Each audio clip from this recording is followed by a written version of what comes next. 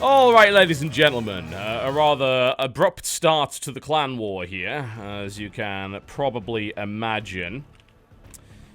Not really what we're intending. We're going to go for the best of 5, and if both of the missing players show up, we'll reset the scoreline and go for a best of 7. But only if both players show up, because here's what happens, right? If they don't show up, the situation we actually end up in is that one team actually has to give away one of its walkovers, which is completely unreasonable. They shouldn't have to do that. So, that's what's going to happen.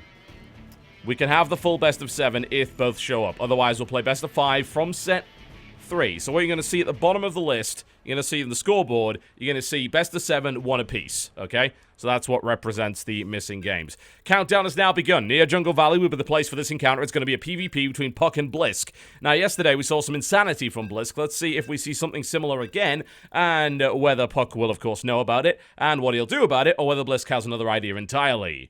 Okay, let's rock and roll. Again, my apologies for this. It's infuriating for me as well. Don't worry. And, of course, both teams are fairly disappointed that they've both got to accept walkovers on either side.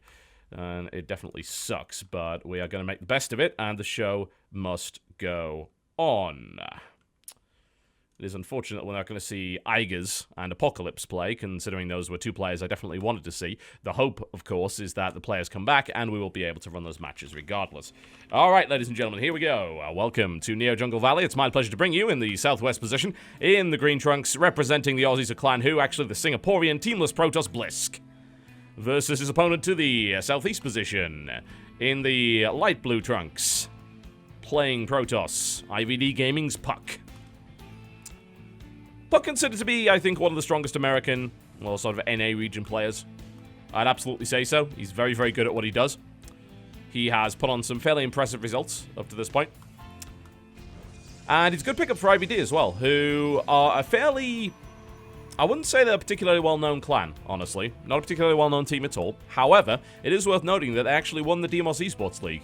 And this is a league that had teams like Root, Gravity, I believe Core was in it as well, and Complexity were in there too. So, just bear that in mind. So, IvD are actually pretty strong. Their lineup is very, very good. It's just they happen to not be all that well known as of yet. They're a fairly new organization. Pretty cool to see them play in the Clan Wars, of course. This is their second Clan War to this point. They did get a match a bit earlier. Unfortunately, they did end up losing. Let's see if they can do a little bit better this time around. Okay, Puck with the Gateway. And, of course, Gateway coming up here for Blisk as well. Now, yesterday, for those who do not know, I kind of suggest watching the VOD just because you need to just experience the insanity of it. But Blisk came up with this ridiculous PvP build. Really well planned out. Crazy planned out. It was a 2-base Stargate 4 Hidden Phoenix into 10-gate Chargelet Archon Immortal drop. All in. Which, in theory, should have worked against MVP Billowy.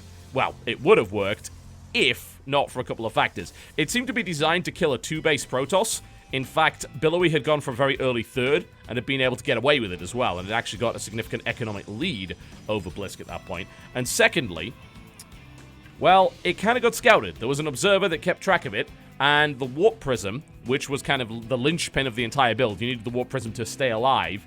It managed to get its first round of Warpins in, but its second round was cut short as the Warp Prism was destroyed. Now, what Blisk said he could have done a little bit better later on was to actually bring a probe along and start pylons at the back. Then he thinks the build would have actually won. I mean, 10 gates is obviously insanity, but he'd banked up quite a lot, and he was able to warp in fairly frequent rounds of Zealots. Consider that, when you've got a bunch of spare gateways, that you're able to just warp in more frequently in general, which, it was kind of cool, honestly. I don't think it worked, but it was pretty cool nonetheless. Alright, so we're going to see Mothership Core out of Puck, and also out of Blisk as well, slightly later. Stargate is on the way up for Blisk. This could be the same build from Blisk, but honestly, the Phoenix opening on this map in PvP has been really, really good, because what tends to happen is that the Mothership Core wanders across the map and then gets killed by a Phoenix. Now, Puck is actually scouting quite early here. It is possible that there may not be a Phoenix out of Blisk that comes in time. We might see Puck immediately pull back once he sees the opposing Mothership Core, because he knows exactly where his opponent is at that point. Alright, so he knows now. Will he turn around? Because if he doesn't, that Mothership Core may die. You can recall, but that only at 100 energy, and even if you do recall, it kind of sucks because you're draining all that energy yourself. Interestingly enough, Blisk is not going to go for the Phoenix. He's going straight into an Oracle, which is actually going to be scouted here by Puck. It's an interesting idea. In the meantime, Blisk is actually bringing in his own Mothership Core, and that's going to be seen by a Stalker, and it's going to take significant damage. It's going to have to pull back before it gets the chance to scout the base. So, overall, Puck looking much more solid here, but Blisk grabbing his expansion as well. Phoenix follow-up here from Blisk. And that's not really going to do much. I mean, it's not going to catch the Mothership Core at all. Blisk is on his way over. He's going to bring himself around the side. Of course, he knows where his opponent is. He just doesn't know what his opponent's got. So Blisk is going to head to the natural by the looks of it. And he's going to see the natural, but he won't really see anything there. The Mothership Core is on its way back, so a Photon Overcharge could be used to drive away the Oracle from the main base, and I imagine it would. But honestly, Puck has 3 Stalkers, so I don't see this doing massive damage. Let's see what he can do with it. Straight to the Photon Overcharge. Absolutely not. It's unfortunate. I think if Puck had actually... Well, I think if Blisk had actually gone for the Phoenix first, picked off the Mothership Core, at least forced it to recall, then the possibility of a more effective Oracle was there. But even then, there were a lot of Stalkers on the ground already, and I think Puck recognizes the fact that this map is very air-heavy, at least in the early game, because it's really the only way you can attack your opponent. So it makes sense for his opponent to go air, so he's kind of prepared for it with Stalkers on the ground, which deal with pretty much everything, with the exception of Void Rays, which, of course, don't have too much of a fun time against Photon Overcharge anyway. Alright, well, Blisk is going to persist with this. Of course, he has an Oracle and he hasn't lost it yet, so we might as well give it a try. There are still 2 Stalkers waiting in the minimal line for it, however, so I don't see anything really coming out of that. And we're going to see Blisk go straight into a Void Ray. By the way, he's got 3 Phoenixes at this point, so it looks like he wants to actually try and kill the Mothership Core before it gets a second Photon Overcharge. At which point, he'd be able to follow that up with a Void Ray or 2 to kill the Stalkers on the ground, which I think would work fairly well. Blisk is going to attempt to attack with both, and he actually lifts up both the Stalkers so that he can fire with the Oracle. What a cool move that was. I thought it was going to go straight for the Mothership Core, but actually he decides instead to go for that, but he's got to be careful with the control. He brings it around the side. He's going for the natural. Let's see what kind of damage he can do. The Phoenixes are going to get out with no losses. The Oracle comes in from the back and grabs a couple more. He's going to need to leave. And I think that's going to be one... Nope, it's not going to be a dead Oracle. Well, 6 kills on that. What a cool little move. I really did think he was actually going to go for the Mothership Core there, and I think maybe he could have, but honestly, considering there's no Photon Overcharge, the double lift on the Stalker in order to gain access to the mineral line was a really cool little trick. He was still a bit fortunate, though. You've got to give him that. Ooh, wow. Blisk is going to have 2 more Stargates. He's going full Sky Toss here on this map. It was a bit fortunate that the main Stalker force was at the natural, not at the main. Otherwise, that wouldn't have worked. And a Photon Cannon is coming up to make sure that doesn't work again. There's the Photon Overcharge, and Blisk working on that Mothership Core. Doesn't want to kill it. Uh-oh. Oh, that's not where you want to be. Blisk is kind of getting stuck up against the side here. Absolutely not a good idea. I think he's trying to bait the Stalkers out of position so that he can come in with the Oracle again. But... frankly, I feel that Puck is fairly well prepared, at least at this point. But is Puck suspecting a full Stargate transition? He actually has not scouted that as of yet. He is going to see it, maybe. He actually might not. Puck's moving around the side. He will eventually spot the double Stargate, assuming that it doesn't get picked up. A couple of lifts coming out here. Phoenix is being used for harassment, and fairly effectively. Currently, we're seeing 9 workers killed. Blisk, careful. He's getting out of the way there. Alright, where is that observer? Okay, it's sitting right on top of the double Stargate, so he knows exactly what's coming. Third base for Blisk, though. Huh, interesting. So, what does Puck really do from here? It's going to be triple Void Ray production out of Blisk. It's going to take him up to 5 pretty fast. And we're going to need to see from Puck... That's a difficult call, because honestly, Stalkers don't really do the job here. And Puck has no Stargate tech, is showing no sign of going Stargate tech. Templar Archives is being brought in right here. Blisk looking to try and kill this Mothership Core, and he could, but I think his control was a little lax there. So the Mothership Core has been saved for the time being, which is crucial, by the way, because the Photon Overcharge will be needed. I think Puck's going to have to build a lot of Stalkers, and I think he's even thinking about Archons, but I don't really see that working all that well. Storm generally doesn't do too much either, and of course... it's not possible for you to actually feed back a Void Ray. But he's going to go for Storm. He is going to go for Storm. Interesting. I mean, you can Storm a Void Ray ball. Doesn't really do much. I think what Puck might actually end up doing is just going for an attack. We're seeing Blisk going for Fleet Beacon here. He may just decide, you know what, okay, I know you're going Sky Toss. I also know that it takes a while to build up, so I'm actually going to go ground and fight you. But... I mean, there's 6 Void Rays here. There's nothing that Puck has that could possibly fight that right now. I'm going to see Blisk break down these rocks so he can gain access to his 5th and 6th gas here. Void Ray moves in, and... Oracle moves in. That doesn't kill a Nexus. And the Oracle is actually going to drain most of its energy by doing that, which, strangely enough, will actually allow it to live against the High Templar. And I know for a fact that he doesn't expect that. He's not seeing that at all. Where is the Templar Archive? It's snuck away at the back there. That's why he hasn't seen it as of yet. 10 Void Rays. Is this Platinum League? It is possible. But we are going to see 10 Void Rays here from Blisk. I mean, I don't see a single way for Puck to stop this outside of amazing storms. He just starts Blink. He has nowhere near enough Stalkers on the ground. I mean, it's 1 Stalker per Void Ray, which is nowhere near good enough. And, yeah, I mean, it's going to have to be Storms to beat this, which in theory can work, because Void Rays do have a tendency to clump up. So you can get stormed pretty hard. There's the feedback, immediately eliminating the Mothership Core. That was a really nice move there from Puck. And he takes down 1 Phoenix and blasts the 2nd. So already Blisk's attack has been blunted. I think this just goes around and kills the 3rd base at this point. There's no doubt about that. Puck realizes the vulnerability there. Blisk, what are you? You crazy, crazy man. He's going carriers, ladies and gentlemen. We don't see that all that often, but we are going to see carriers out of Blisk. He's already becoming my favorite Protoss in the PvP matchup, I'm going to say. Protoss Air Weapon level 2 coming in. A lot of Void Rays. That is a lot of Void Rays. I mean, that kills a lot of stuff very, very quickly. Let's see that overcharge. All right, there it is. There's another Storm, though. Nice pickoff. Very nice pickoff. So, a couple of Void Rays already go down there. So far, successful defense for Puck. As we're noticing, Storm is actually pretty good against bunched up Void Rays. That's a really interesting answer that I don't generally see. Does he have the answer to carriers, however? I don't think most Protoss players have the answer to carriers. I mean, what you really need to see... I'm trying to think, how do you beat carriers with what Puck has? Generally, you don't. That's the main problem. I mean, Storm can kill Interceptors pretty well, don't get me wrong. But you'd probably be thinking about Tempests or Void Rays of your own or something like that. It's strange. We don't often see it. Blisk is going to take a 4th for some reason. Puck playing kind of super passive here. But he does have this Warp Prism, which is going to be eliminated. As far as I'm aware, so far, Puck actually does not know about the carriers. No, he does not. So they have remained fairly well hidden up to this point. This will be a bit of a surprise. Currently has 1. He's going up to 4 here. Now, of course, he's going to have to build up Interceptors. Archon's pretty nice against carriers too, just in terms of knocking down a lot of Interceptors. Basically, you need a decent amount of AoE to kill the Interceptors. Killing the carriers is pretty hard. Killing the Interceptors, not so difficult. So this might be something the Puck is looking to do. However, he is going to try and attack. So perhaps he will be able to break through this prior to Blisk actually getting a decent amount of carriers and Interceptors out. There was already 3 carriers, however. 3 more in production here for Blisk, who is sitting on a 4-base economy at this point. Puck is looking to deny that 4th base. It's heading down at the bottom there as it just morphs in. A couple of cannons will certainly not stop the amount of units that are here. And it looks like we're going to get a fight. Here we go. There's the blink right underneath those Void Rays. One is taken out. Great feedbacks there from Puck. And Blisk is caught out without the support. 1 carrier falls immediately. More storms coming down. Blisk driven away. And without his Void Ray support and the use of the Time Warp on the ground, these carriers go down immediately. Ouch. Great engagement here from Puck. And now Blisk looking to come around the side. Eats yet more storms. Huge amounts of damage coming in, and this is the answer. Puck knows how to deal with this Skytoss style by the looks of it, and that is Blink Stalker, Charging Zealot, and lots of Storm Tech. Blisk decides to go for 5 Stargate, but he's going to lose his 3rd base, and that's it. GG, ladies and gentlemen, and a win on the board here for IvD Gaming.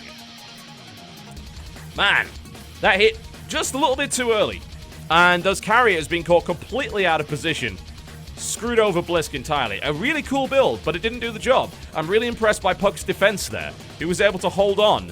In theory, his 3rd base should have imploded against that many Void Rays. It didn't. Great storms, great feedbacks, consistently good defense, and an awesome timing prior to a critical mass of carriers actually coming onto the field. Also, you should point out just how diligent Puck actually was with his upgrades. He was on +3, which was absolutely fantastic. Really good for picking off those air units.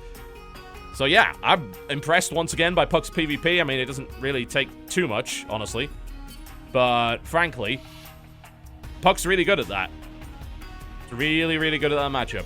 He's shown it time and again. Okay, so the current scoreline, bearing in mind that we had a double walkover at the start of this matchup, is actually 2 games to 1 in favor of IvD. The next map will be the 2v2. Oh, yes. 2v2. Patreus and Igers versus Apocalypse and Zerg Zing Zing. So you will get to see Apocalypse and Igers play after all. We're going to set it up, and we'll be right back. You're watching SHOUTCraft Clan Wars, brought to you by MLG TV. I'd like to remind you that the MLG TV app is available for free on iOS and Android. It will help you keep track of all of your favorite streams, including this one, of course, one would hope. by giving you push notifications whenever it goes live, and of course will allow you to watch the stream via a mobile device. We'll be right back with the 2v2, folks.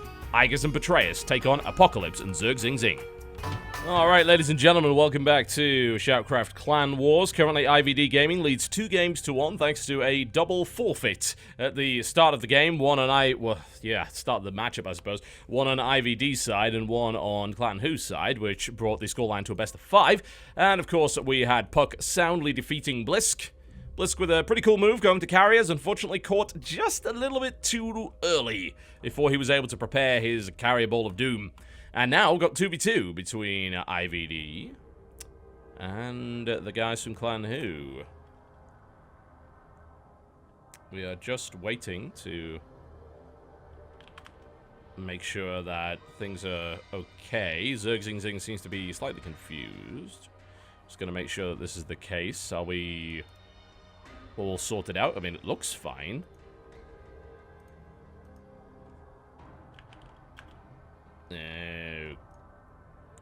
Okay, hang on a minute. Zerg Zing Zing thinks he's on the wrong team. Now, I beg to differ, and I have a feeling that IvD's management may also beg to differ. Let's get some natural light in this bloody thing.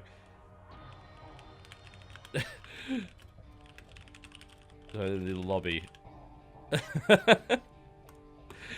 Zerg Zing Zing might be high, folks. We can't necessarily confirm or deny this.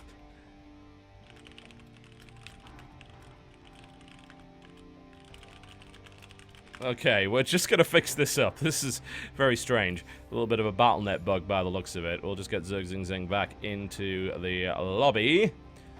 And he has logged off BattleNet. Brilliant. Just brilliant. Well, we'll get to see Igers and Betrayers fight again, which is pretty cool. They actually got soundly slapped about by MVP's team, which was kind of great. Alive and Dongray Goo. That was an awesome 2v2, by the way. You should absolutely watch it. It's available, of course, on the VOD, which is already up over at youtube.com/TotalBiscuit if you haven't seen it already. I would strongly suggest that you do, because there were some great games in that series, and the 2v2 was probably the highlight of it. It's really, really awesome. Okay, we are ready to rock and roll.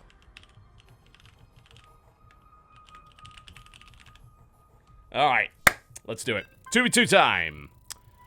Zerg Zing Zing, and of course IvD Apocalypse, also known as Snake for some reason.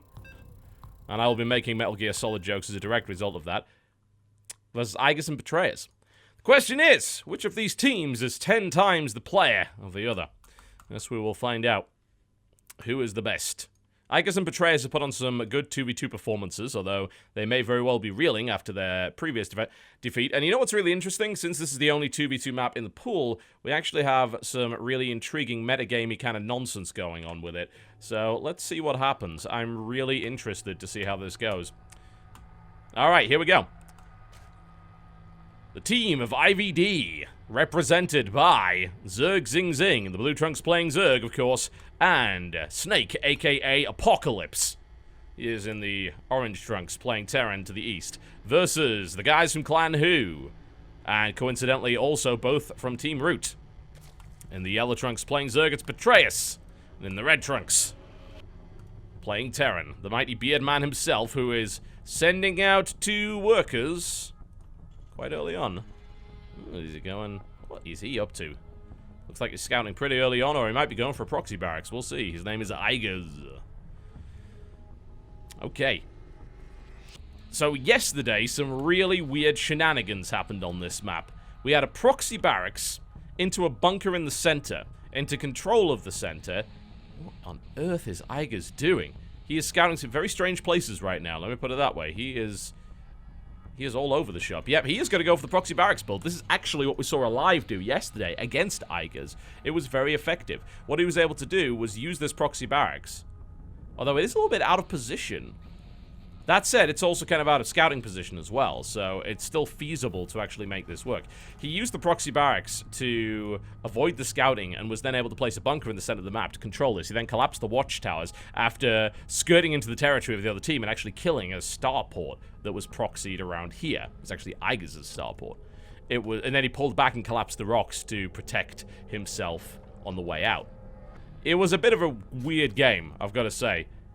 I'm hopefully going to see a little bit of that here as well. Petraeus to the southwest of the map is going to throw himself down a hatchery. Nothing out of the ordinary there. Generally, you don't... It depends what you want to do. I mean, 10-pool Hellion is still a viable build, but honestly, what we've seen on this map is that that meta has quickly been figured out and also countered. So you do want to watch out for that. Now, why is Iger's proxying this barracks? Is there a reason to do that? He's doing the Alive build. He's nicked this directly from Alive. This is exactly what Alive did. And he puts down the bunker right here after proxying the barracks. Interestingly enough, Zerg Zing Zing does not attempt to stop it, but there is a Marine on the way here to protect that, so that's absolutely fine. Means that he can reinforce here a little bit easier. It also means he can keep a watch on this area to make sure that his opponent isn't trying to nibble his way through the rocks. It's still a bit of a weird, esoteric kind of build, but having a bunker in the center of the map can be hugely effective, especially against some kind of early, slow-link kind of scout or attack. And as you can see, he's going to set up the rocks so that they're fairly easy to collapse. Zerg Zing Zing is going to move Simlings across the map, and they're not going to get anything done because of this bunker. So you can see just how good a build this actually is. Getting through this area is quite difficult, and Igers sees what's coming, and is going to go straight in there, and Zerg Zing Zing's going to have to turn around. And there's too many Marines here, and he's looking to do a rock collapse. As you can see, both of the rocks are actually linked up health-wise, so that'll be very interesting. What is Snake doing, on the other hand? He is... probably going... I don't know. He's still trying to get some Hellions up here. He could still be going Banshee. We will see. Lings are going to try... No, I mean... Oh, Zerg Zing Zing Zing Zing Zing Zing Zing Zing! He gets out. Just. Wow. He actually managed to sneak right past. He got a good number of units there, and he's going to run. He's actually going to get speed before Petraeus does. So, suddenly, the fact that Igers is not walled off could hurt him pretty badly. And he tries to get the good engagement, but the Marines are coming in behind this. So, it looks like this will be shut down regardless. I would have personally just gone straight for Igers' base. I have a feeling Zerg Zing Zing thought there was a... He may have thought, anyway, that there was a wall-off to prevent that from happening. Now, the cool thing about this bunker now, after the collapse, is the bunker actually... It protects this area, but it can't be shot at by roaches. That's the really cool bit. So, if Lings try and break through, they're going to get shot up completely. Unless, of course... Igers doesn't actually put anyone in the bunker. That could, of course, cause a bit of a problem there. He does need to get back up there because the rocks are not invincible, so we'll need to head in. Igers is trying to take some pot shots here. I think he really wants to get in that bunker, honestly, so he can actually get the range and really bring the firepower down on Zerg Zing Zing. So there he's able to do it. But yeah, I mean, that bunker placement is just really well thought out for this map. Can't be hit by roaches, can hit Lings at the other side, basically out of range of most of the Zerg nonsense. So that's really, really good. Snake going to go for the drop here, and Igers is currently undefended. Snake, also known as Apocalypse, for those who do not know. And he's going to do a little bit of economic damage. It does force Igers' stuff off the line. It's going to be a pick up and go, I think. No doubt about that. Zerg Zing Zing looking for a way through, but Igers is holding the wall here. It's very difficult to guard the entire wall, however, so we'll have to see what comes of that. Petraeus, on the other hand, is really just playing fairly standard, is going for roaches. Yeah, this is actually the same strategy that we saw from the MVP team. It looks like Clan Who took it, copied it, and now using it themselves. And it does shut down the standard meta. However, there is a Banshee coming out right here. Is Igers looking for that too?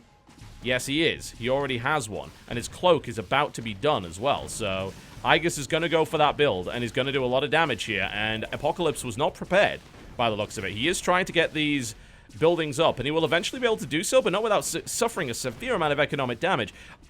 Apocalypse does at least have another command center, but I mean, the amount of damage that's being done here is severe. And Igers is not going to lose that Banshee by the looks of it. 9 kills in total. Pretty good. I mean, if we look at the work account here for Snake, it's not particularly brilliant. He is on 20, but Igers also took some damage as well in this game, and is only on 1 base, so he's going to have to do a little bit more to make this work. He has placed down a Widow Mine, and is attempting to do the job here. Igers, however, is picking off yet more SCVs, and Apocalypse is not really doing all that much about it. Looks like Petraeus is ready to attack. Zerg Zing Zing's kind of just sharking around his side of the map, not really being able to do anything. And I'm surprised that Zerg Zing Zing didn't try for some other form of technology, but he hasn't managed to do that as of yet. Snake is going to go for it. I keep calling him Snake. His name is Apocalypse, but he will call himself Snake, so he'll be called Snake. Snake, Snake, Snake. That's just how it's going to be. All right. Petraeus now working on his lair, also going for roaches, which is very, very powerful. Igers has tanks to back this up. The amount of economic damage that's been done to Apocalypse is actually severe, but not as crazy as you might think, because, of course, in the meantime, We have this Banshee right here. It's been picking away. The drops did some damage as well. So Aegis is running on a fairly small economy at this point. So it's definitely not over for IvD as of yet. There's a lot of Lings available. There are 2 tanks available. We're going to have to see some move out here from Apocalypse. They're both going to have to fight in unison. Tanks combined with Roaches and Lings is pretty brutal. Alright, let's see what can be done. Aegis going in. A couple of shots actually end up hitting Patreus' Lings, which is not too great. And around comes Snake from the rear, bringing in his tank, bringing in his Banshees. And the fight is now happening on both sides. Great surround right there by Zerg. Takes out 1, takes out 2. Very nicely done. There's the cleanup. And Apocalypse did take some damage from those Roaches, but it looks like he may have stabilized. There's a lot of Lings still available here for Zerg. And he's going to try and do his best to make this work. He's working on +1 Carapace here. He's still going to need reinforcements, though. Patreus has a huge amount of Roaches at this point. Absolutely massive amount of Roaches. Oh, Lord, oh, Lord, oh, Lord. This is the big fight coming in. He gets a huge surround on the Roaches here. We're going to need to see reinforcements coming in, but where is Apocalypse San Diego? One has to ask. He's bringing in a Banshee, and that's really all he's got to kind of reinforce. A couple of Vikings coming in there as well. What has he been doing in the meantime? Aegis' economy is kind of coming back to where it needs to be. Patreus is still pretty much untouched at this point. So Apocalypse is, it looks like he's just trying to reestablish his economy.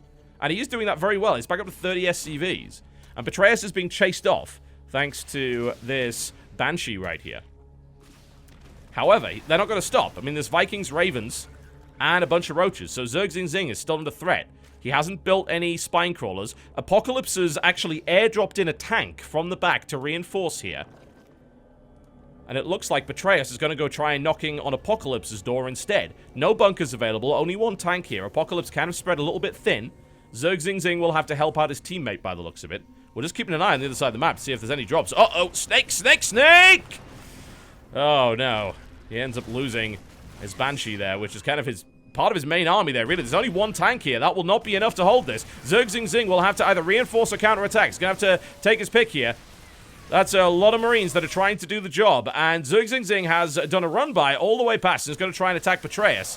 It looks like Apocalypse's base is going to end up being ravaged. He's going to have to lift. He's going to have to run back to another line of defense. He's going to have to even consider bringing back this tank. Zerg now making his way into the line. He takes out a Hydralisk. He's going to get cleaned up here by the looks of it, however. He was also going for Aegis, but didn't really manage to achieve anything. Apocalypse really needs to lift right now, otherwise this is going to be ridiculously damaging, although honestly, with Patreus now moving into the main base with those Roaches, unless Zerg can somehow help clean this up, he's going to be in a hell of a lot of trouble here, and he's going to need more than just a few Lings to make that happen. Apocalypse is now airdropping in his forces again, brings the tank back, and a second tank, and it looks like he is going to get the cleanup here, as Zerg now brings his forces around to try and save this, but Apocalypse was way too late on lifting that orbital command. He needs to repair it right the hell now, and if he doesn't, it is going to burn down. Oh, Apocalypse, repair the orbital! He gets it. Oh, Apocalypse giving me those heart attacks. Good lord. Alright, let's try and assess the damage here. Apocalypse has taken almost crippling, game-ending economic damage, but this is a 2v2. Zerg is still on a really good economy. Patreus has actually taken the 3rd base and actually has the tech advantage here. So Patreus is looking to be the most powerful force in this game at the moment. Aegis has still not expanded. He is working on 1 base only and doing his absolute best at this point. Hydralisks and Roaches have been brought here for Patreus. And he is now doing the 1-2 punch. He's swinging around to try and hit Zerg who has been playing on nothing but Lings up to this point. He does have a lot, and his upgrades are not looking too bad. They're on 1-1, so he does have a slight upgrade lead here, but that is not an engagement arc you want to take. And, oh man, Aegis actually with the drop here. Bringing those Vikings in. Apocalypse is gonna have to reinforce here. There's no way just Lings are gonna clean this up. Surely, not even with the best engagements. There's no spines here for Zerg. He is gonna try and bring out Mutalisks, but he has to kill those Hydralisks off immediately. There are only 3 of them. He is gonna lose this hatchery. I don't think there's really a doubt about that. The Mutas are now gonna pop out. He needs to target fire down the Hydras almost immediately. Aegis' Banshee coming up around the side here, doing yet more damage. The Mutas are out. He's killing off the Hydras as best he can. There's only 7 Mutalisks, but that's going to be the GG. An IvD collapse, unfortunately.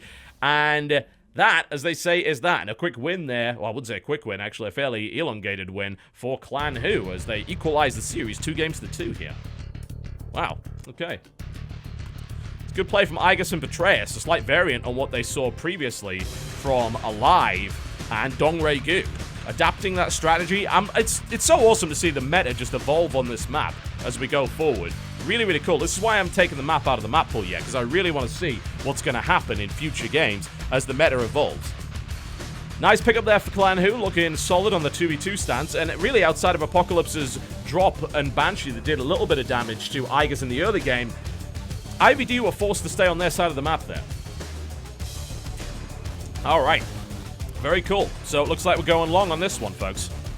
Let's see what's coming up next.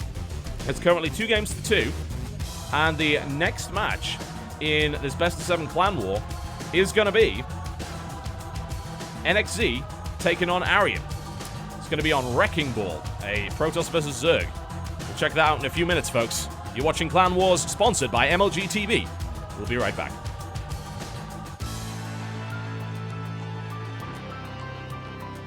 Alright, ladies and gentlemen, welcome back to SHOUTCraft Clan Wars. Thank you very much for your patience here. That was, of course, the 2v2, and this is the next matchup right here. NXZ will take on Arium on Wrecking Ball in a Protoss versus Zerg. I'm looking forward to this one. It looks like Arium is about ready to go. We're going to check that NXZ is also ready to go. We will call him NXZ, I think. It's really strange as a British man to hear the term PVZ or TVZ. And no one ever says PVZ or TVZ, of course. It just doesn't work. You know, it's accepted nomenclature now to use the American Z. However, in terms of NXZ, I'm gonna call him NXZ, goddammit, although I might accidentally revert back to Z.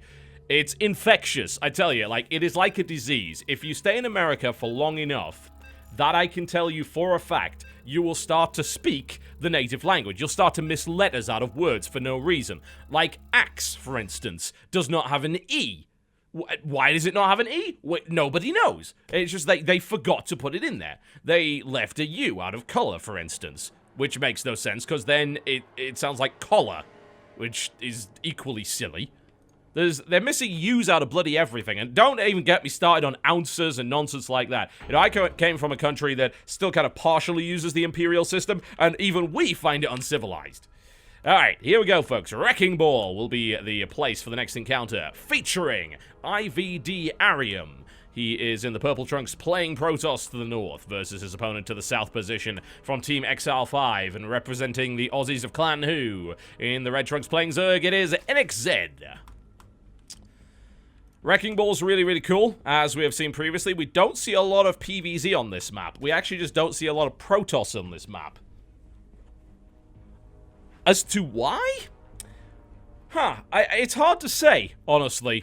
It's kind of hard to say why you wouldn't see a lot of Protoss here. I just don't think they've sent all that many out on them yet. You'll see probably in the stats on Wikipedia there haven't been too many Protoss sent out on Wrecking Ball. It's mostly been Zerg, sometimes Terran. We've seen some TVT. We have certainly seen some ZVZ and some TVZ as well. We've seen one TVP, I believe. Maybe there was another one, but I've done a lot of Clan Wars now, like 16 plus of them, so it's hard to keep track of all of them. But I'm pretty sure the only TVP we've actually had would be Ryong versus Panic on this map.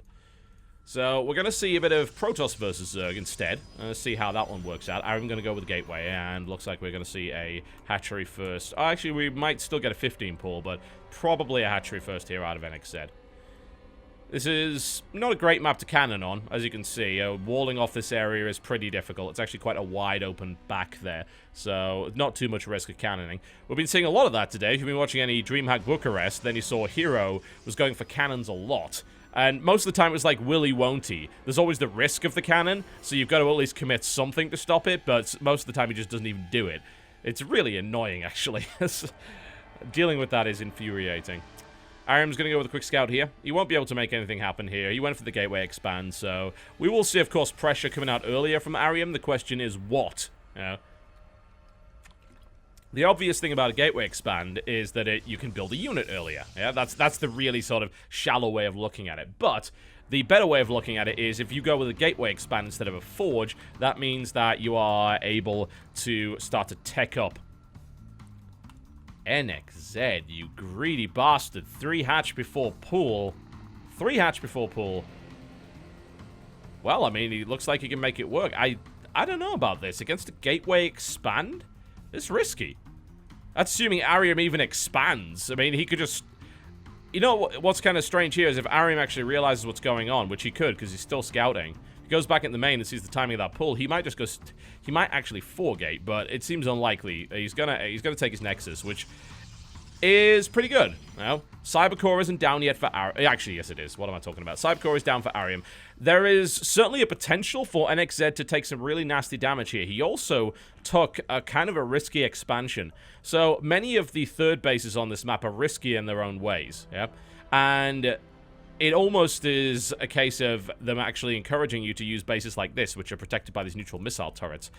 But there are various disadvantages to doing that. Of course, as a Zerg player, good luck ever getting your creep over there. That's a nightmare. So, more often than not, we see Zerg players either taking this base or this base. The problem with this base is that the back mineral line is completely exposed, meaning that it can be attacked by ranged units. So, protecting this usually involves quite a lot of spine crawlers, and sometimes even putting spine crawlers behind the mineral line when you spread your creep out there. So, it's a bit of an unusual setup, and it's quite difficult to deal with. And it's certainly a very unique challenge on this map. You generally don't see third bases that are that exposed to ranged attack from the back. Sometimes you'll see one with a cliff, but here it's just straight up flat. So they can just, a Stalker can just walk up here and attack. Or here, in fact. That's actually possible, so let's bear that in mind. Let's see a Stargate out of Ariam here, and he's going to add a couple more gateways into the mix as well, which should be reasonably helpful. NXZ doesn't know. He's going to find out now, though. He's going to be able to see and get away with it as well. And this is actually a perfect timing for the scout here from NXZ. He's immediately going to see the Oracle, which is ideal. So I would expect to see Spore Crawlers being thrown down pretty much immediately here for NXZ. He's going to go for another round of drones first, though, which, again, could be risky. Could be very risky, actually. Does he have enough queens? No. Is the creep spread good enough? Also no. So if he does not go Spore Crawlers here at some point, he may have difficulty fending this off. That said, he does have 3 queens at the exposed base. He actually has all of his queens there. He's not even injecting on his main and his natural. He's got all of his queens up to the top for a massive amount of creep spread. This is a really interesting way of doing things. Usually you don't want to do that because, of course, you're just not getting the lava you need. But I suppose if you get 3 bases very early, you don't necessarily need all of that lava, do you? Ariam's just going to say, you know, I'm just going to put this right here. And as we said, you know, this was going to happen. Even with 3 queens, he's going to lose some drones. Moving in the 3 queens. He's looking to try and take out Ariam's Oracle. Ariam. Risky, risky, risky. Wow, Ariam. That was really surprising. Ariam could have pulled out there. He got really greedy with that Oracle. Oracle for 7 drones, I wouldn't say that's worthwhile, honestly. Not too great. Especially if NXZ starts to inject on all of his hatcheries here, and he now has 5 queens, so he can absolutely do that. Then he should be able to surge drones. And Ariam committed to a tech path that didn't help him too much. And he got a really late forge. So if he'd gone straight maybe into +1, he could have gone for some kind of solid gateway aggression, but he didn't do that. So, NXZ, damn it, I told you it would happen. Told you it would happen. The British language is literally 10 times the language that the American language is. I'm just making you aware of that, but every now and again you can just slip into that. NXZ loses an Overlord. Trying to find that out. Done it again, haven't I? Bloody well done it again. It's infectious, it's insidious. Ugh. Alright. Is NXZ going to put a spine behind the natural? I mean, he might. So I like that. I really like it when they do that. It is entirely possible to do that. And I think it's actually a really, really strong way of doing things. Having creep spread back here does certainly help. Ariam's just kind of hanging around here with his Mothership Core. He knows that's not a problem. I'm actually quite impressed by NXZ's creep spread and dedication to it up to this point. Because, as I did mention earlier, it is very difficult to get creep connected on this map. It's kind of a nasty map, so what we see for Zerg often is that they will actually try and end the game quite early. Lots of gateways coming down here for Ariam. Now, that's kind of the gateway explosion here on 2 bases. He's very well protected. It looks like he is going for Blink for the moment.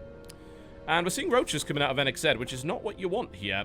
You can beat Blink with Roaches, you just need a lot of them. And it looks like he is going to commit to having a lot of them as well. And currently the Stalker count is not good enough for Ariam to really attack. He'd need at least a couple of rounds of Stalkers to even consider any kind of real aggression, which is going to give plenty of time for NXZ to set up a lot of Roaches of his own. So I have a feeling this might work. He's bringing a lot of sentries along, so this could still work for Ariam. It's possible, especially with double time warp and the fact that speed is not going to be ready by the time this aggression comes in. The Lings are not going to be enough unless Ariam somehow messes up the force fields, which he absolutely almost does. Not entirely, and that could have been better, but of course, walling off this entire area with force fields is difficult. He does take out a couple of lings, but I think NXZ's pretty happy with that because he forced out a time warp and 4 or 5 force fields for maybe 10 lings at most, so that's not too bad. Blink is now done, and he is waiting for speed. NXZ needs to pull back to that third base. He does not want to fight now. That is a terrible idea, and NXZ is going to go for it anyway, and is going to lose quite a few roaches as a result. I am quite surprised he decided to commit to an attack. It looks like he was buying time for the spine crawler, but that does not look like a good idea. And Ariam has got the force field all set up here. And NXZ, I think, made a critical error going in so early, ran right into that time warp, went in way before the speed was done, and NXZ is in quite a bit of trouble now. He's not out of it yet, though. He has been on a 3-base economy for a long time, but he has to pull drones here. He has to get out. He knows that. He's going to be able to pick off the Spore Crawler. The Mothership Core taking damage. It's actually not that important, considering that it's very low on energy now. Could do with rebuilding one. And I think he is going to have to sack this base, maybe. I think he wants to defend it, though. There's not a lot of force field energy left, so if he wants to attack now would be the time. I think he really needs to flank. He needs to come around the back here, but that third base is down. A third base is being reestablished down to the bottom there, though. I think maybe NXZ could have taken that one in the first place, but never mind. Ariam is going to continue with this build. It's going to be Roach Ling versus a lot of Blink Stalkers. NXZ really needs to get in close. Good transfusers coming out right here. How good are these transfusers from NXZ? Not brilliant. It's keeping a couple of the roaches alive, but again, the force fields are cutting them into pieces. So this engagement arc is not looking great. NXZ needs to be able to get that big roach wrecking ball, no pun intended, right into the center of this and really do that damage. And that's very difficult to do with a lot of force fields. Force field energy is almost out, though. So he might be able to take a fight now, especially with the double spine crawlers in here. Down goes the Mothership Core. The Queen's in support here as well. NXZ trying to break through, and it's not enough. GG! And Ariam from IvD takes it up to match point here in this clan war. Yeah, I think NXZ could have done that better, honestly. Obviously, it's difficult to fight against force fields. It's always going to be difficult to fight against force fields, but I think maybe even taking that base in the first place may have been a mistake.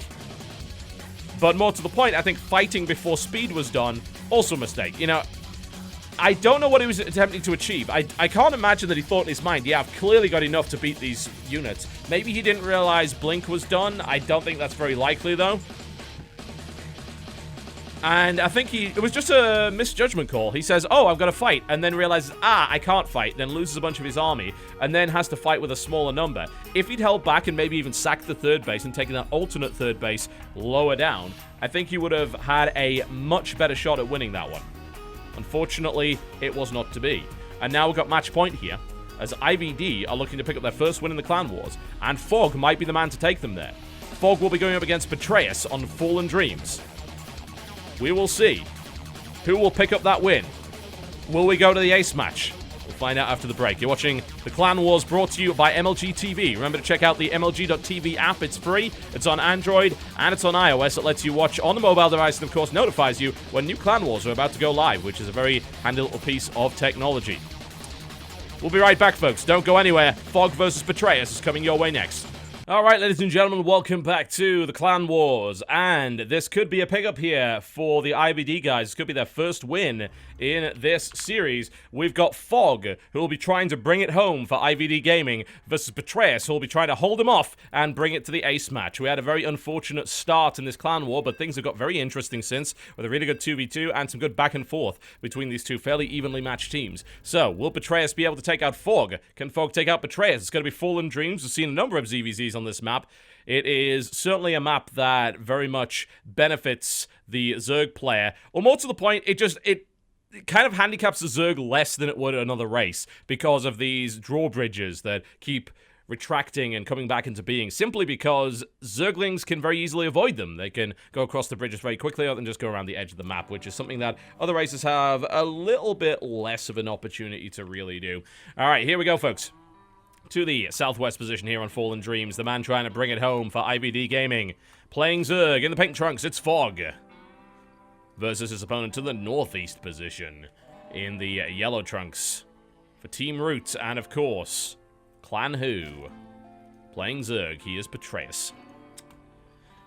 Alright, well, on paper, I'd give this match to Betrayus pretty much immediately. His ZVZ is very strong, and Betrayus has been known as one of the strongest foreigners, at least in the NA scene. He was Australian, he came over to Root Gaming, he moved over to the US, And honestly, I think that he has performed pretty well up to this point. He hasn't had that really massive breakthrough performance yet that he's been looking for, though. So he's still a solid contender for team leagues. Fog, not so well known, certainly. I believe he used to be on Quantic before Quantic imploded. And, of course, now found a home with the IvD guys who have been putting on some good showings today. You know, Puck is playing just as well as ever. We saw great play from Arium. You know, Arium looked pretty much untouchable outside of that one little slip-up with the Oracle. Arium was looking really good, and NXZ was not quite able to keep up with him. And now we have to see what Fog can do. And we don't get to see that very often. He is good. He put on great performances in the DMOS Esports Team League, which is... It's a fairly small league, but it's really, really good for NA players. I'm actually very happy that there's an NA team league that looks like they're going to go into a second season as well. So that's really awesome, and I'm glad to see that. And IvD were really solid in that league. They won the whole thing. They beat Root. So this is something of a rematch between these two, even if Petraeus is representing the Aussies this time around, as opposed to actually representing Root directly. For those who don't know, Clan Who is a loose association of Australian-ish players. I say Australian because Blisk is actually Singaporean, but it's basically SEA players that have come together in order to try and play, because none of the teams over in Australia or Singapore are actually large enough to compete, so they decided to put together an alliance of sorts, and we allowed them to play basically because it's fun. You know, it's good to be able to see that particular region compete against the big guys, because more often than not, you don't see that. Alright, sweet. Let's see where this goes from here. So Fog with the Scout is going to have a look around and see what he can see. Both of these guys opened up in fairly similar fashions. We saw a hatch first versus a pool first, which makes no difference considering the timings, so it's not really going to do too much as of yet anyway. If there are any effects, they're going to be a little bit more subtle, a little less obvious between these two. Let's see who gets speed first. Well, they're both mining gas at about the same rate, but Fog will actually end up getting his speed first. He did get his gas down a little bit earlier. I believe he did go gas before pool. So it's pretty greedy, but it does let him get the speed out, and it looks like he should be able to do that without being punished for it. So he'll be going directly into speed, and Petraeus will follow that up. It's unlikely that Fog will make anything happen with the speed immediately. He probably won't want to try. He just wants to get speed up, and he wants to be secure going forward into this. Petraeus is now going to have a look around and see what he can see. He's going to scout the expansion of Fog, and he's going to be happy to see that, but outside of that, no unusual information being found. Petraeus is going to head across the map. You know, I need to talk to the map maker for this, because what we need is a counter for how many units actually die on the bridges. The previous Fallen Dreams match that we saw with Jackji, he actually lost a bunch of units. He lost, like, maybe 16 Marines or so going over a bridge, but there was a fight going on here, and he was moving across this bridge. I think actually it was this base that he was attacking, and he was moving across this bridge, and he lost a bunch of units. It didn't matter at that point, because he pretty much got the game won, but it was cool, and it's difficult to keep track of that stuff, so I will keep a special eye out for it, just in case. Alright, Baneling Nest on the way up here for Petraeus, who has the slightly later speed. So far, no sign of a Baneling Nest, but +1 Ground Carapace. This is a pretty cool upgrade for a number of different reasons. +1 Carapace actually means that if I believe I'm right, that Baneling hits don't actually kill units directly if the Carapace is done. So the +1 Carapace upgrade is very expensive gas-wise, and it's 150 gas, which is a big investment early on, but it can actually be very useful against an aggressive Baneling player. And that's what we're going to see out of Petraeus. He's going for 14 Lings, and he's going to get his Baneling Nest up. But with this +1 Carapace, this might be not as effective. That said, I think Petraeus is not going to wait for that to be done. The Baneling Nest is on the way for Fog, but Petraeus already has units, and he's morphing in very close. They're hidden. He didn't see them. This could actually be absolutely brutal unless Fog spots this. 2 Banelings now moving in. Carapace nowhere near done, of course. Fog needs to react to this immediately. The Banelings are coming in, and they're going to go...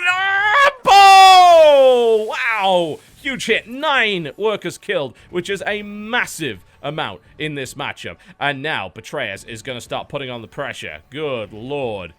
What a huge hit. And funnily enough, Fog still has the worker lead because he's been super greedy, and that might be the only thing that saves him here. He's working on the Carapace and getting his own Banelings up. Petraeus wants to go in for the kill, however. A couple of Banelings now available here for Fog. He's now got 4. Okay, let's see if he can hold this off. If he can hold this up and get the Carapace, this could be absolutely huge right here for Fog. If he can make it happen. The Baneling's now moving. A great focus fire here from Fog. Takes 1, takes 2. Oh, lovely split there from Fog as well. Comes around the side. There's another detonation. Not particularly brilliant on either side from the Banelings, honestly. Fog gonna morph in pretty much immediately in the center right there. The Lings coming in. Petraeus looking to bomb that mineral line really, really hard, but he's... The delayed reaction there from Petraeus' Baneling. It goes off. So far, 15 workers killed. Another big hit there from Petraeus' Banelings. Fog kind of falling to pieces here. If we look at the units lost, you will see that 15 workers have gone down, 3 Banelings, and yeah, they don't count properly. Don't worry about that. But right now, we are seeing Fog with the economic disadvantage for the first time in this game. Can he make this? Whoa! Risky play from Fog does not pay off at all. He goes right on top of some spawning Banelings. There's the connection. A 2-for-1. Fog not getting the connections he needs here. Petraeus is well ahead in this matchup at this point. When it comes to the Baneling Wars, I've got to say, it seems like Petraeus is 10 times the player that Fog is, and he is going to be able to take this home unless some incredible hits come out of Fog right here. Yes, the Carapace helps, absolutely, but it is not a be-all, end-all at all. At least it's done. Let's see the focus fire. Good focus fire here from Fog. He's going to hold this off for the time being. But if we look at the economy, Petraeus is steaming ahead right now. And he's going for the Roach Warren as well, which is a great choice. If his opponent continues to hold on with Baneling, then getting some Roaches into that mix can really change things up. And it looks like, for the moment, Fog has held off this aggression. And that's good, because it definitely seems like Petraeus has his number in terms of the Baneling Wars. Oh, man. So many units going down here. Petraeus floating a lot of money, but that's fine. He can build a bunch of Roaches. He actually doesn't have any lava yet, so that's why he hasn't done it, but he's now working on it. Counterattack from Fog on the way in. Making his way across the side here. Don't think he's going to get much done. I mean, there's Banelings morphing in, and there's a Spinecrawler coming up, so I don't see this doing much. Fog's going to try and get a fight. He does have a slight lead in terms of Lings in this fight, but with Roaches and Banes, he's got to get out. At least he sees the Roaches, and now I think he's just immediately got to pull back. Petraeus is going to try and take this third base, and he should be able to take it without too much of a problem. A third is also going down here for Fog, so he's looking for the catch-up. He is still 8 drones behind, though, so in a mirror match, this can actually make a huge difference. Fog just getting off the bridge before that goes down, so no losses for either side as of yet on the bridge, as far as I can tell. Funnily enough, this third for Fog's going to be up a little bit earlier. It might give him that edge. But where does he go tech-wise? Well, Fog is actually going to go to Lair, whereas Petraeus is not. Petraeus is... Oh, never mind. Petraeus already has. I was going to say, it's not his main, is it? Petraeus got it much, much earlier, which means Roach speed is going to be on the way here.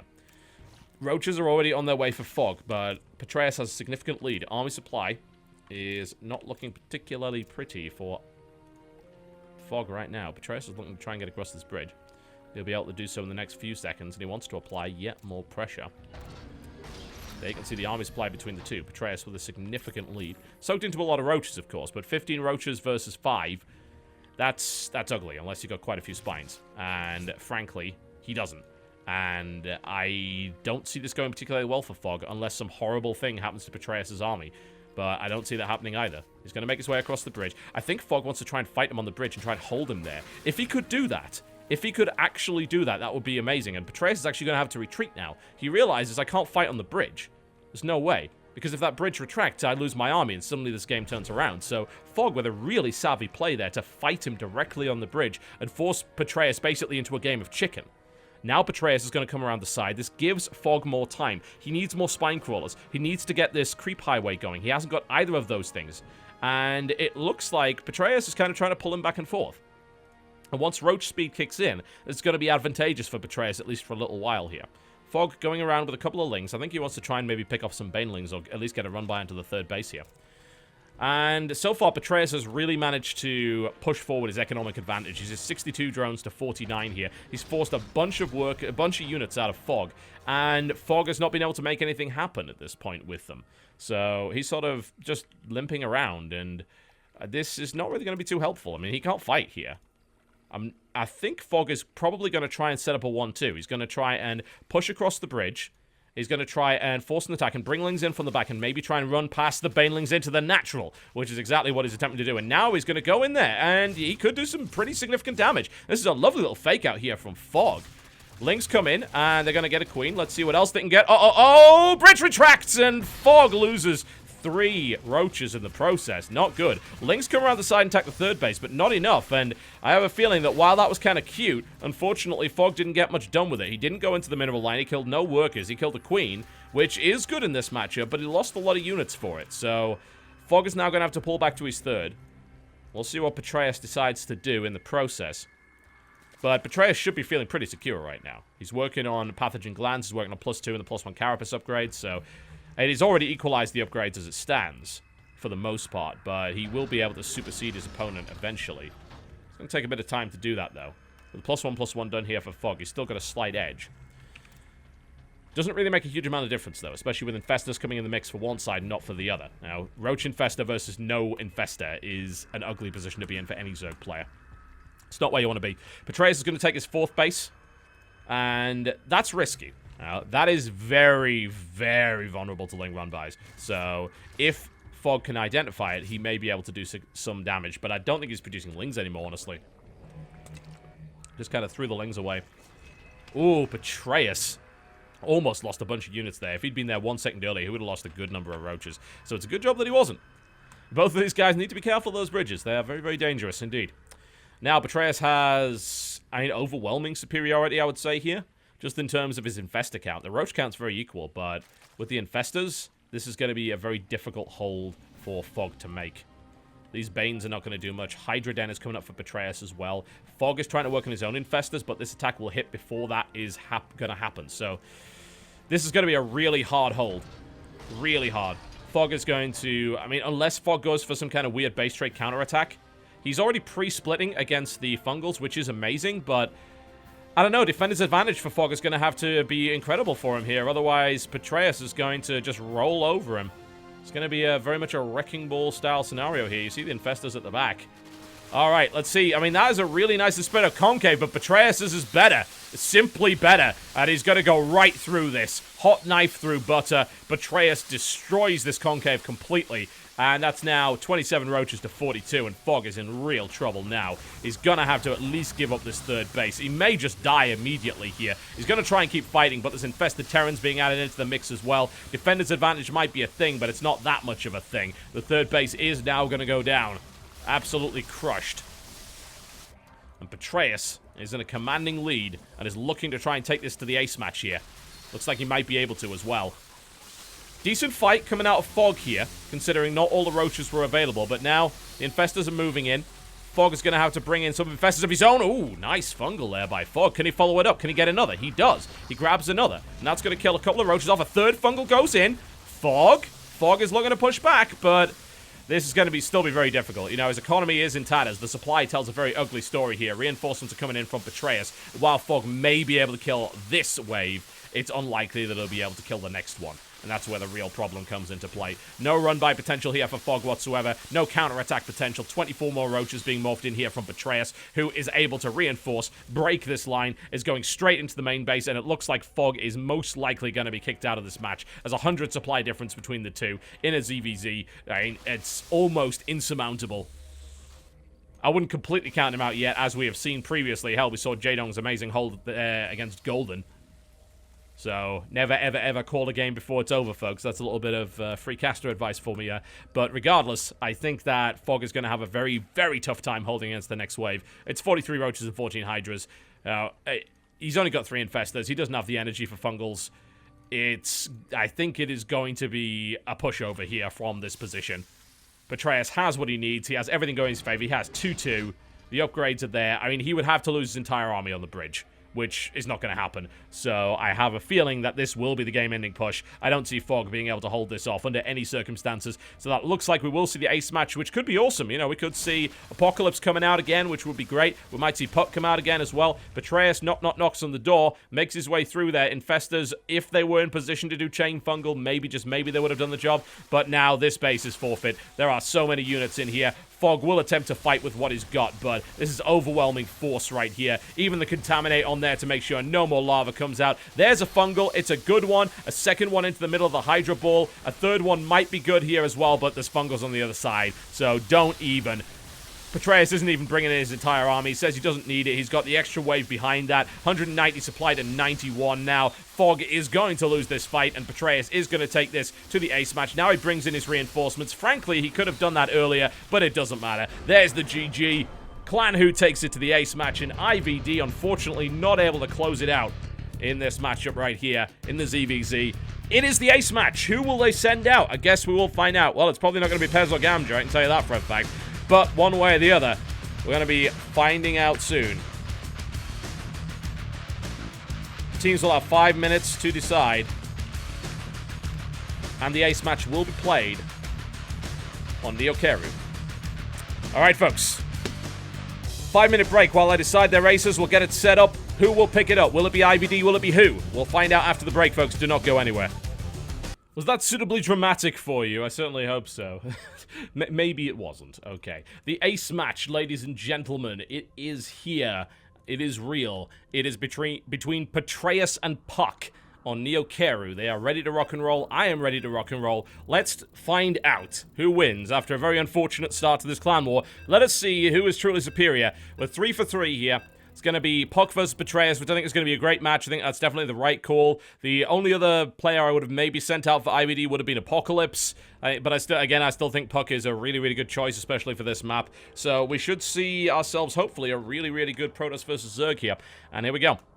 Ladies and gentlemen, in the yellow trunks to the southwest, the last player, the ace for Team Root and Clan Who, it is Patreus in the yellow trunks playing Zerg versus his opponent to the northeast position in the blue trunks. He is playing Protoss. He is IvD Puck. Alright, 3 for 3. Very, very even clan war between these two. Really even. Some awesome games on both sides. But now we get to see whether or not Patreus is strong enough to take out Puck. This will probably be the best match of the clan war, assuming that something horrible doesn't happen. Which it might. It's entirely possible that this game might end in a little bit of a whimper as opposed to a bang. But these are two very evenly matched players that have met each other on the ladder many times. They know each other's playstyles. They are very capable. So let's see what happens. Patreus is going to go for a rather quick scout, actually, interestingly enough. He is not trusting Puck at all. I wonder if he wants to try and confirm maybe a Nexus first from Puck. It's a possibility. And Patreus still has a choice. He doesn't have to go for a pull yet. He could go for a hatch first here. And without going for a really early pull, you can't really punish a Nexus first anyway. But Puck is going to go for a gateway. Okay, so there is the scout. The only other crazy thing I could think that Patreus would do would be a hatch block. Which, I mean, it's feasible, but no. As we're seeing, he's got to put his hatchery in his natural, like a sensible little boy. As he should. He will get cookies and milk tonight. Alright, Patreus is on his way out here. He's just being super, super careful. He's just being 10 times as careful as a regular Zerg player would be in this situation. He doesn't trust Puck at all, which is weird because Puck is not actually much of a cheeser. You know, Puck is a very kind of Colossus-heavy macro player most of the time. Nothing to really concern yourself with too much that you would really have to go and drone scout so early, but he decides he needs to. Doesn't, you know, it doesn't hurt that much. I know perhaps a few people say, oh, well, you know, it's a waste. That drone could have been mining. Yes, it could have, but would those minerals have made that much of a difference? Maybe not, you know. It's always nice to be safe from time to time. I say that to low-level players a lot as well. Like, look, you're not scouting, then you're kind of dumb, because your macro's probably not good enough to spend all those minerals anyway, so you might as well scout and be sure that you're not about to be cheesed. It will increase your win rate substantially if you know what you're up against and then build the stuff you need to counter it. It's a shocking idea, I know. Something we learned from Nexus Wars. But surprisingly enough, it also applies to Starcraft. Funny, that. Alright, well, let's see what Patreus decides to do. He's currently sitting on 2 bases. The Nexus is down, and Patreus is aware of that, thanks to this Overlord positioning, so he's going to be thinking about taking a 3rd base. The 3rd, well, there's 2 potential 3rds. They're both kind of exposed, but it actually takes a little bit longer than you might think to get to them. So this main path through the center here, as you can see, if you follow this path around, then you will notice that it's actually blocked off. You can't go directly there, so the wars over the 3rd bases tend to evolve over the course of time. There are other ways around the map, but they do take a little bit longer. This is all walled off, so you really kind of have to go all the way around here. It takes a lot longer to reach that 3rd than you would otherwise think. So just bear that in mind when you see this map, that these rocks do very much close off the path in the middle. So taking the 3rd base early on is not as risky, which is exactly what Patreus is thinking about. He's going to go for it. Ling gets in and kills a probe, shockingly enough. It's quite surprising. Tries to get in for the scout. He does get a little bit of information. He sees gas down. I don't know, getting the probe for a couple of Lings is just brilliant. Absolutely fantastic there. 3 more gateways coming up behind this for Puck. So far, so standard, but no... Oh, 4 gateways. No direct commitment to technology here from Puck. Interesting. Alright. Well, he's got those 2 gateways at the front. 3 gateways at the back there. But no tech. No tech. I mean, he could just go for straight up gates. I mean, it's possible. Just go for like 2 base 8 gate all in from this position, but I would expect some technology here from Puck. He's not the kind of person that usually do this, at least not in my experience, but maybe he's thinking about the map. Maybe he's just thinking about he really wants to win. He wants to get it as easily as possible. Betrayus is going to keep an eye out, of course. So those gateways around the back were not really scouted, only this one here. So Puck is currently sitting on a decent number of gates. Decent number to start to build stuff. But, I mean, look at the amount of gas Puck's got. I wonder if he's just going to go really heavy sentry here. If you're not going to go for tech, there's only one place that gas can really go, and that is into sentries. And we're seeing Puck go pretty sentry heavy, but there's no robo, so he's not going to try any kind of soul train build. No immortal sentry all in. May just try for some sentry pressure and then tech reactively out of that. But it is so strange to see a Protoss just not build any kind of tech at all in this position. And Betrayus is going to get the scout off. Very diligent. He's going to see all of the gateways here, and he's going to be thinking to himself, oh, that's a lot of gates. What tech are you doing? He might even be thinking that some of the tech's proxy, but it's not. Puck is quite literally just going heavy on the gateways. He's got 3 sentries, 5 zealots, and a stalker right now, and he's warping in more units, and he's going to try and apply pressure. Question is to where? He's going to go around the side here, and it looks like he wants to try and take the third. The problem is it's going to be difficult. He may try and split off the natural from the third. That's a possibility, but this is a very wide open natural. That would be very difficult to do. Can Betrayus fight this? He doesn't have a lot of units. He is working on spine crawlers. Puck's push is going to be pretty powerful, especially with the Mothership Core, with double time warp going to be available for this fight, and a lot of sentries too. So Betrayus is going to be careful. Fighting here is going to be difficult. He does want to try and keep the Protoss player away from his base. We're finally seeing tech out of Puck, so it looks like Puck doesn't really want to commit. Not too much anyway. He just wants to scare Betrayus. If he can take the third out, he will try and do it. But right now, it's going to be a bit difficult. I think maybe he can come in from the side and around the back, and then he can maybe pressure it. So it would be great if he is able to take this third out. That would be absolutely fantastic. But Betrayus is starting to build up maybe a large enough army to throw that back. It is still Ling Roach, though, against double time warp sentry, which is very difficult to pull off regardless of what you're doing. So Puck is going to try and pressure here, and he's going to get himself an... No, he almost got an Overlord. And there's the force field. He lets a bunch of Lings around the side, but there's the recall. Okay, so Betrayus, I think, has got to be pretty happy about that. Like, he took basically no damage. The force fields failed, really. They didn't do the job. And Puck got scared and decided to back off. Moved in with his auntie and uncle in Bel Air. Or Bel Air, perhaps. Alright. So what does Puck do from here? Takes third. Okay, absolutely. And he gets himself a couple of Overlords as well, which is great. Now, that's a pretty heavy supply block there for Betrayus. He's going to have to build himself yet another Overlord. That's going to hold him back just a little bit, but it is building up a little lava and a decent amount of bank. Betrayus is going to go into Hydralisk here, which is absolutely fantastic against Gateway Heavy Force. However, we're going to see a quick take up into Colossus here from Puck, taking his third here. Going to be a 4th base back here for Betrayus. Betrayus just being very diligent, keeping an eye out on the map. He hasn't found all the pylons, though. There's that one snuck away in the corner there that he could find. And he's going to start to work away on this path here. I mean, this is great. If he's able to take out this path, he opens up more positions where he can actually get around. And it's very important against a player that has both sentries with force field and Colossus. You don't want to have limited options as to where you fight. You want to make sure that you don't get caught in a choke where you could end up losing all of your units. So opening up this path gives Betrayus more attack options. It means that the Protoss player, who is generally fairly slow with his army, doesn't have too much flexibility in how to react. Now, this could... I don't know. Betrayus is kind of out of position here, and this could be threatening. Puck is going to move in, and Betrayus doesn't have any Overlords on the map to see this. So this is going to be an attack from Betrayus maybe on the 3rd base. But I think he's going to pull back, honestly, because Puck has units here. And so far, it has not been seen. And here's the aggression. Again, are we going to see chicken being played here? It looks like we will. Puck says, you know what, I'm going to fight, and maybe I'm going to recall here. There's a lot of units attacking. I don't know, and we might see a recall back on top of this. It looks like Puck really wants to kill his third, and then recall out and try and save his own third, but it's going to be third for third here. So there we go. Puck has killed that off quite easily. Will he continue his push? He will with the Zealots. He's going to go right in for it here. But in the meantime, we got Roach and Ling attacking in this position, but there's plenty of units back here for Puck, having now recalled to defend. He sends Zealots in to do as much damage as they can. They don't really get a huge amount done. I mean, only one worker has been killed up to this point, strangely enough, and economically, Betrayus is actually still in a decent spot, having killed the 3rd base. We're seeing double Stargate come down from Puck and a Spire here from Betrayus. I think that this is very preemptive from Puck. He could go double Phoenix, which would give him that air control very quickly, and that would allow him to secure a win potentially out of here.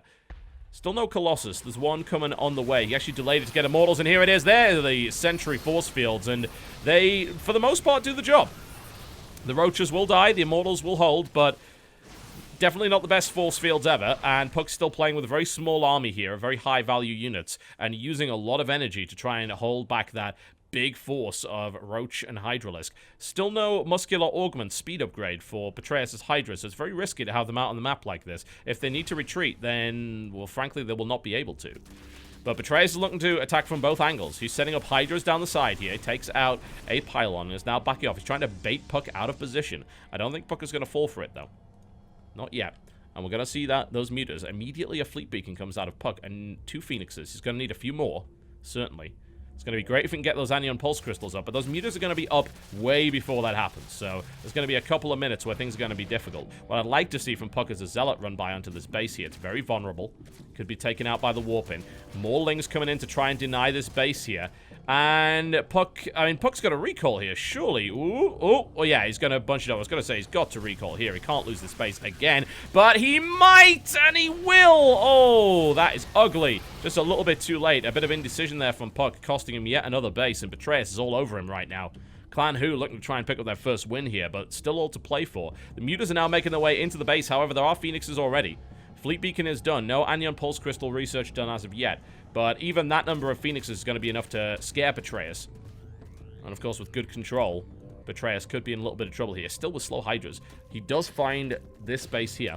And so far, none of those big Zealot run-bys onto the 4th base, which I think could have done huge damage. Puck may be missing out on an opportunity for that. We're seeing Colossus being added in, but he stopped building them now for fear, of course, of Corruptors and Mutas jumping on them. He's trying to resecure this 3rd base yet again. Puck's actually supply block now, which has given Betrayus a significant lead. Army supplies 106 to 80. So Puck's still playing with a pretty small army. His economy's okay, but you got to bear in mind he's 64 probes and he's pretty much mined out his main base. So he's going to be in a position where this 3rd base is so important. And Puck is going to... Oh, these Hydras! You know what I was saying earlier about this Hydralisks? Well, unfortunately, Puck doesn't have Speed Zealots. Otherwise, this would have been really, really ugly. And Betrayus is going to somehow slowly limp away and only lose a couple of Hydralisks. But, man, all of those Hydras should have by an all right died there. But it turns out, slow Zealots, still pretty slow. Puck's going to venture onto Creep. Dangerous game he's playing indeed. But he has a lot of Phoenixes to defend against the air of his opponent here. And Anion Pulse Crystals is now done. So, there's the recall. Again, Puck playing super defensively. He knows this 3rd base is now really important. These mutas are going to die. There are quite a few of them anyway. And the Corruptors are being jumped on here as well by the Stalkers and the Phoenixes. And they're getting ripped to shreds. I mean, the +1 upgrades here are helping quite a lot. Puck pulls back. But Puck's army is actually looking okay. It's not too shabby. And, of course, these Hydras, only now just with the speed upgrade, still very vulnerable.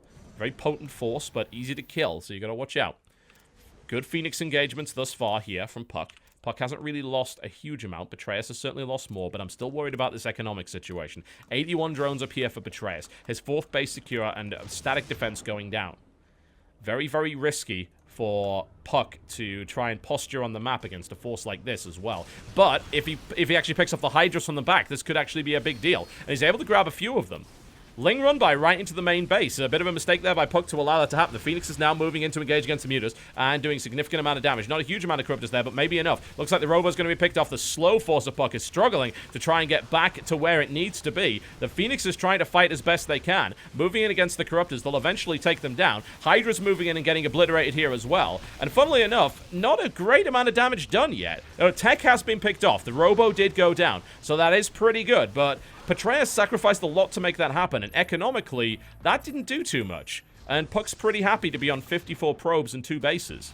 He is still losing tech, though. He's heavily supply blocked here as well. A lot of pylons being eliminated, which is actually a brilliant move here by Betrayus. And the counterattack is on the way here from Puck. Where's his mothership core? It's actually at the main, so a recall is not an option here. Puck has got to make this attack work, otherwise he could be in serious trouble. Betrayus is looking for the base trade here. There is the Photon Overcharge being put into play, which will be useful against these Mutas and Corruptors. And the Phoenix is on top of this as well. Will there be enough Phoenixes? In the meantime, here's the fight going on. The key tech structure is being taken out. IvD's Puck does have the firepower to make this work, but another Nexus has gone down here. And a number of Phoenixes eliminated here by the Corruptors. Not a good engagement here for Puck. He's going to pull back to his one last base, and we are in a full-on base trade scenario here from both players. And honestly, it is a scenario where I feel the Zerg player has got the edge. The last Corruptor is being picked off, so we will see Mutas die. But that third base has got to be held here. If this base gets ravaged, then that is it for Puck. And he's already losing a lot in terms of his economy. We're going to have to see some really, really good control here. And he's trying to fight over here as well and in the natural. This is a very difficult fight for Puck to actually make. There are only 3 Phoenixes left, and it looks like this last Nexus is going to go down. And that will be it for Puck. I mean, this is the only army he has. Puck is going to have to somehow take the fight, and he can't do it. With only 3 Phoenixes, it cannot be done. He's working on plus air upgrades. He's going to have to bunch his entire army up and get the most miraculous engagement. And I don't think it's going to happen against 22 Mutalisks. Yes, it looks like both bases are going to be ravaged here, but with only 3 Phoenixes against 22 Mutas, it looks like Betrayus is going to have what he needs to actually make this work. The Stalkers are here, the Guardian Shields are there as well, which will certainly help. But any Phoenix lost here for Puck is an absolute disaster, and there's more Corruptors now moving in. Another Phoenix goes down. Puck's army is trapped. Both sides are losing absolutely everything here. But the Mutas, I think, are going to be the key factor to this matchup. The Spire's being rebuilt. There are still 14 Mutalisks available here. And Puck, of course, is taking out every base he can. But this base is still up. The static defense is huge. And really, Puck doesn't have much left at this point. He can't really mine. He has a Phoenix against 14 Mutas and 3 Corruptors, and I think that will be the nail in the coffin. And Clan Who will be able to pick up their first victory here. The Zealots all over the place, but against that many Spines, it won't make a difference. Puck is not able to hold on at this point. Not against that Muta transition. If he'd been able to whittle down the Muta count a little bit more, but he didn't. GG, ladies and gentlemen, and Clan Who, the Australians, pick up a victory in the Clan Wars. A very narrow victory against IvD. They just eked it out at the last moment. Betrayus, the very clear MVP of this match, having won not only the 2v2 with Igers, but also against Fog and against the Ace Puck. So close, yet so far there for IvD, I'm afraid. But there you go. That's your Clan War for today. And there's more coming, folks. I can tell you about those. I absolutely will. They're looking pretty good. So that's Clan Who pretty much done for the month. But tomorrow we have Startail versus Complexity, which is going to be an absolutely insane match. Really looking forward to seeing how the Complexity guys do. Hell, I mean, this is, if you look at it, it's definitely a matchup that looks like on paper Startail should have. But never underestimate the foreigners in this particular series. I'll tell you that for a fact. And then, of course, we have Startail versus MVP, which is going to be a brilliant clash. And that's going to be the last Clan War of the month. It's pretty late, that one. 9 p.m. EDT on the 28th. So do remember to set your clocks for that one. And of course, we have actually 10 more Clan Wars set up for next month. Of course, we don't know who's playing yet, but there are events set up and pretty much ready to go. Congratulations to Clan Who in a very, very narrow victory there against IvD, who fought very well but didn't quite pull it off. It's certainly a shame that we had those forfeits at the start. Would have been much nicer to see the full-on best of 7, but it was not to be today. Ladies and gentlemen, my name has been TotalBiscuit. Thank you very much for MLG. Or to MLG, in fact, for sponsoring this particular Clan War. They put in $5,000 a month for this event for the teams. So, very much appreciated. MLG.tv is the place to find everything Shoutcraft Clan War related. And if you want to check out the VODs, you can head on over to youtube.com/TotalBiscuit. I'd also like to remind you once again, the MLG mobile app is available under MLG TV on the Google Play Store as well as the iOS App Store. Please feel free to download that. It is free, and you'll be able to watch on mobile as well as be reminded when Clan Wars are coming your way. Thanks a lot for watching, folks, and good night.